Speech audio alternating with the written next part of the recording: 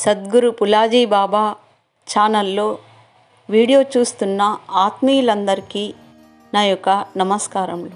40 ఏళ్ళకే 50 ఏళ్ళకే జీవితాలను చాలించుకుంటున్నారు. అట్లా చాలించుకోకుండా పెద్దల మాటలు వినాలి, సంత మహాత్ముల బాటలో నడాలి, వాళ్ళ దర్శనం తీసుకోవాలి, తల్లి ధార్మికురాలు కావాలి, తండ్రి సన్మార్గంలో నడవాలి. ఏ తల్లి అయితే ధార్మికంగా ఈ భక్తి మార్గంలో నడుస్తుందో పిల్లలకు రక్షణ ఎట్లుంటది దేవుడి నుండి. బాబా గారికి తల్లి యోగ శక్తే వచ్చింది. అలాగే మనము కూడా జనాబాయ్ మీరాబాయ్ వాళ్ళలాగా పుంజాయి మాతలాగా ఈ భక్తి మార్గంలో ఉంటే మన పిల్లలకు కూడా ఆ శక్తి రక్షిస్తుంది, వాళ్ళని ఆ పుణ్యం వాళ్ళని ఎక్కడున్నా రక్షిస్తుంది. ఈ ధార్మికంగా లేదనుకో రక్షణ ఉండదు. చూడండి ఎందరినో చూస్తున్నాం మనం. ఇప్పుడు మేమే ఉన్నాము, బాబా మార్గంలోకి వచ్చినాక మాకు అనుభవం అయింది. ఎన్నిట్లనైనా తట్టుకునే ధైర్యము మాకు వస్తుంది, చెప్పగలుగుతున్నాము. అంటే ఇవాళ నేను దాని గురించి చెప్పడం. బోలోబాయ్ అన్నాడు బాబా నాకు. బోలో సబ్కు అంటే మనోళ్ళకి వ్యాపకం పోతుంది. కానీ ఈ సీరియల్ చూడకుండా కొద్దిగా టీవీలో మన యూట్యూబ్ పెట్టిన బాబా గారి వీడియోలు కానీ ఇప్పుడు నేను తెలుగులో పెడుతున్నా, అవి మేము కొద్దిగా మనశ్శాంతిగా బతుకుదాం, సత్సంగాలు పెడదాం. 3వ ప్రభు గుణము దయా. దయా పుష్పం.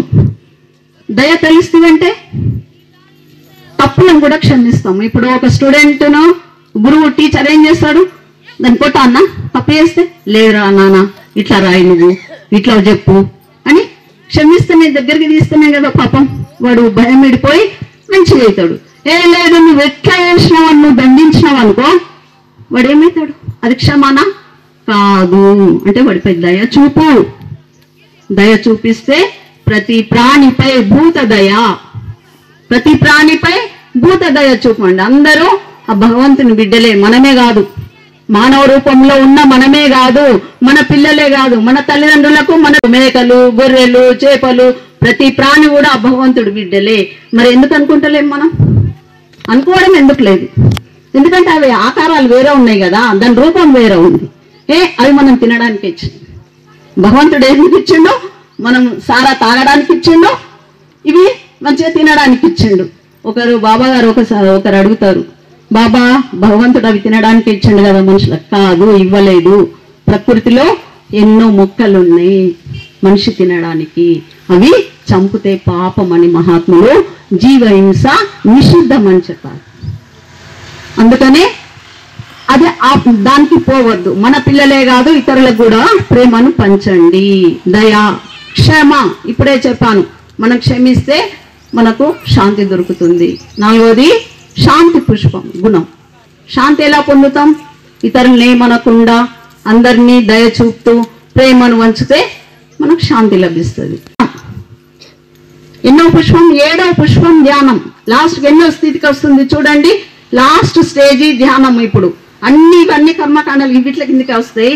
కానీ ఈ 7వ పుష్పం ధ్యాన సాధన చేస్తే ఇవన్నీ ధ్యానం కిందిలో లీనమైపోయి కరిగిపోతాయి మొత్తం. ధ్యానం తర్వాత సత్యం ఏందో తెలుస్తుంది. ధ్యాన సాధనతోటి నేనెవరిని, నేను ఎక్కడి నుండి వచ్చినా, నా కర్తవ్యం ఏంది, నేను తిరిగి ఎక్కడ జన్మిస్తాను, నేను ఎటు వెళ్తాను, నా కర్తవ్యం ఏంది అనేది ధ్యానం ద్వారా మహాత్ముల యొక్క కృపతో మనకు ఈ విషయాలన్నీ సత్యం యొక్క ఆత్మదర్శనమై బాబా గారు అప్పుడు చేస్తారు. లాస్ట్ సత్యం. సత్యంతో మనం నడుస్తామా? ఒకసారి చెప్పండి. ఎందుకు నడుస్తాం? చేతులు లేపుతామా? చేతులు లేపలేం.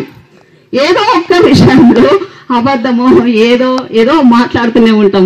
100% మనం ఇల్లు ఉన్నాం, కొద్దిగా మాట్లాడతాము, కానీ కొద్ది గింత అవుతుంది. కానీ సత్యదేవుడు సత్యనారాయణుడు అయిపోయిండు బాబా. నరుడే నారాయణుడు అయిపోయిండు బాబా. మనము నిమిత్తం వాళ్ళ దాసులు, వాళ్ళ భజన చేయడం, కీర్తనలు చేయడం, వాళ్ళని మొక్కడం, వాళ్ళని కీర్తించడం, బాబా రక్షించు, ఇట్లా మనం మనుషులమైనం, వాళ్ళు మహాత్ములైండ్రు. అందుకనే సత్యమే వజయతే. బాబాకి ఎన్ని కష్టాలు వచ్చినా, తినడానికి తిండి లేకున్నా, అడవిలో 12 సంవత్సరాలు వెళ్ళినా మాతకు ఎవరిచ్చిండ్రు? చినిగిపోయిన చింపుకు ఇట్లా ముడి కట్టుకుంటూ కుట్టుకుంటూ గంజి నీళ్లు తాగుకుంటూ ఆకులో అలములో గడ్డో నేరేడు వన్లో తినుకుంటూ బాబా అడవిలో మన అందరి జగాని కోసం తపస్సు చేసి జ్ఞానం పొంది మనకు జగత్పిత అయిపోయిండు, పరమ ప్రేమ పిత అయిండు. మనమేమో 2-3 బిడ్డలకే తల్లిదండ్రులు అయిపోయాం. బాబా జగానికే జగత్పిత అయిపోయాడు. ఈరోజు జగానికి జ్ఞానం పంచుతున్నాడు. అజ్ఞానంలో ఉండకండి, తిని తాగే గొడవలు చేసుకోకండి, మంచిగా ఉండండి. బాధలు వస్తే పెద్దోళ్ళకి చెప్పుకోండి, సాల్వ్ చేస్తారు, పరిష్కారం మలుస్తారు. కానీ జీవితానికి మరణం ఒక్కటి కాదు పరిష్కారము. పెద్దలకు చెప్పండి, పరిష్కారం దొరుకుతుంది. నమ్మిన గురువు చూపిస్తాడు. కానీ క్షణికావేశంలో పక్కదారిలో పడకండి. బాబా గారు చెప్పేది, పక్కదారిలో వెళ్ళవద్దు. మనకు ఎంతైతే అంత పెద్దవాళ్ళని అనుసరించి పెద్దవాళ్ళ మాటలు వినుకుంటూ అందరూ ఇదైతే చాలు. బాబా గారికి ఇదే లక్ష్మి. లక్ష్మి ఎలా ఉంటుంది? పరమాత్మ. అలా మనం ప్రేమతో తయారు కావాలి. మన స్త్రీ రూపము ప్రేమతో తయారు కావాలి. లక్ష్మి అవతారము కాబట్టి ఆ లక్ష్మిలాగే దుస్తులు ధరించాలి, ఆ లక్ష్మిలాగే భక్తి చేయాలి. చిరాకు అవన్నీ లక్ష్మికి ఇష్టం ఉండవు. ఎప్పుడైనా ఆలోచించుకోండి, లక్ష్మికి చిరాకు కోపం ఇట్లా అది ఇంట్లో లక్ష్మి ఉండదు, మన లోపల ఉండదు. ఎన్ని బాధలున్నా నీళ్ళల్లో రాయేస్తే పైకి రాదు.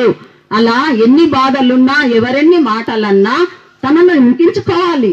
ఎట్లా అన్నారని అనద్దు, ఇంకించుకో, లోపటేసుకో. అవి అన్నం ఎట్లా తింటే లోపటిపోతుందో ఆ బాధలను కూడా దిగమింగు, ఆహ్వానించవట్లను. భయపడకు, కష్టాలకు భయపడద్దు, మాటలకు భయపడద్దు, తొనకద్దు, వనకద్దు, భయపడద్దు. ధైర్యం, ధైర్యమే శక్తి. ఆ శక్తియే స్త్రీకి చాలా ఉంటది. ప్రేమ, స్త్రీలో చాలా ప్రేమ ఉంటుంది, మాయాగుణం ఉంటుంది. తొందరగా ఈ శక్తి జాగృతి అవుతుంది స్త్రీలకు. బాబాను తొందరగా, ఎందుకంటే ప్రేమ ఎక్కువ ఉంటుంది. భగవంతుడికి ప్రేమనే కదా ఇష్టం. ధనధాన్యాలంటే ఒక ప్రేమనే భగవంతుడికి ఇష్టం బాబాకి. అందుకని బాబా గారు ఆత్మ ప్రేమ అయిపోయాడు.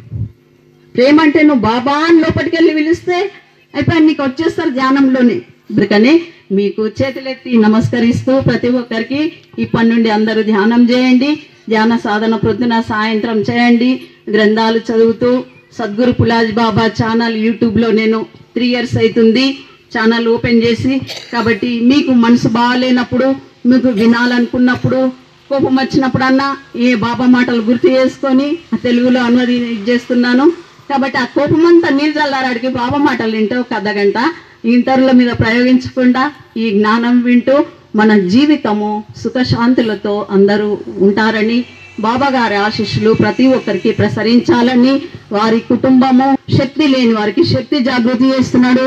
అజ్ఞానులను జ్ఞానులుగా మార్గంలో నడిపిస్తున్న సద్గురు పులాజీ బాబా గారి పాదాలకు కోటి వందనాలు సమర్పిస్తూ ఈ ప్రవచనము బాబా గారి పాదాలకు అంకితం చేస్తూ జై గురు అందరికీ.